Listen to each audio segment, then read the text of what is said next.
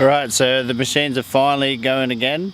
It's been 2 days because we hit a couple of big showers and it's taken that long to fill up. So we've actually got water going into the dam and we really don't want that at the moment. So it's just another obstacle in our path. We're really hoping that it doesn't come up any higher than that, because otherwise we won't be able to compress the sides.